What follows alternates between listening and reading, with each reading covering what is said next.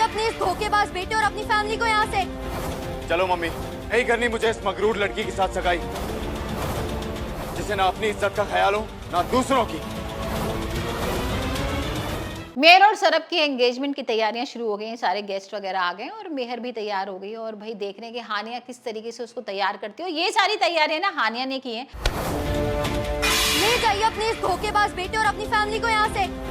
चलो मम्मी, नहीं करनी मुझे इस मगरूर लड़की के साथ सगाई, जिसे ना अपनी इज्जत का ख्याल हो ना दूसरों की।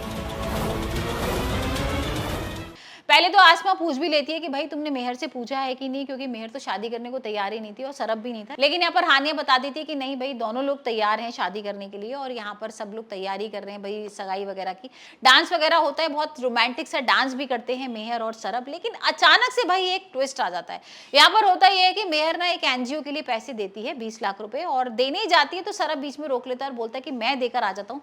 और ये सारी जो पैसों की बात होती है ना, जिसकी माँ और भाई सुन लेते हैं। अब भाई माँ और भाई तो देखा है ना कितने लालची हैं, तो यहाँ पर जो एनजीओ को पैसे देने होते हैं ना वो पहुंचते नहीं है। होता ये है कि जब वो डांस वगैरह कर रहे होते हैं उस पार्टी में आ जाते हैं वो लोग और यहाँ पर मेहर को और हानिया को बताते हैं कि भाई जो आपने पैसे भिजवाए थे वो तो हमें मिले नहीं, हमें कोई आया तो था एक लड़का देने, लेकिन उस बैग में ना पैसे नहीं। अब ये सुनकर ना भाई मेहर और हानिया के होश उड़ जाते हैं, क्योंकि यहाँ पर हानिया को तो भाई 100% विश्वास है सरब के ऊपर कि वो ऐसा धोखा नहीं कर सकता। लेकिन मेहर को तो भाई ऐसा लग रहा था ना कि सरब धोखा कर सकता है और सरब ये सारी चीजें करेगा और यहाँ भाई अब वो सरब से सगाई नहीं करेगी। अब सच क्या है ये तो आने वाले एपिसोड में ही देखेंगे। हो सकता है कि यहाँ पर मेहर की कोई चाल हो, क्योंकि भाई शुरू से मेहर तो दुश्मन है ना सरब की, और यहाँ बीच में ऐसा लगा था हमें कि शायद वो उसकी जानवन बचा के उसको प्यार होने लगा हो।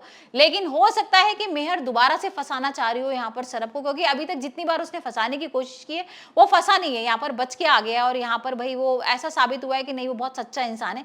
यहाँ पर इस बार हो सकता है कि मेहर बुरी तरीके से फंसा दे और यहाँ पर आसमा ही मना कर दे कि भाई मेरे को सरब से शादी नहीं करनी है, या ये भी हो सकता है कि उसकी माँ ये पैसा वगैरह चुरा ले और भाई चुरा ले और सारा इल्जाम सरब पे लग जाए।